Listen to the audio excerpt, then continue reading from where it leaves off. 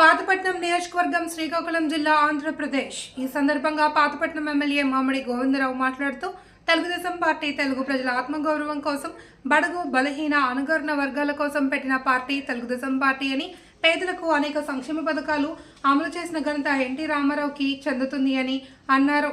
రాజకీయ రంగంలో కూడా మహిళలకు సముచిత గౌరవాన్ని కల్పించి ఆస్తులో సమాన వాటా కల్పించాలి అని, రాజకీయంగా బీసీలకు రిజర్వేషన్లు పెంచిన ఘనత ఒక్క ఎన్టీ రామారావుకి మాత్రమే చెందుతుంది అని తెలియజేశారు. కార్యక్రమంలో తెలుగుదేశం పార్టీ నాయకులు, కార్యకర్తలు అధిక సంఖ్యలో పాల్గొన్నారు.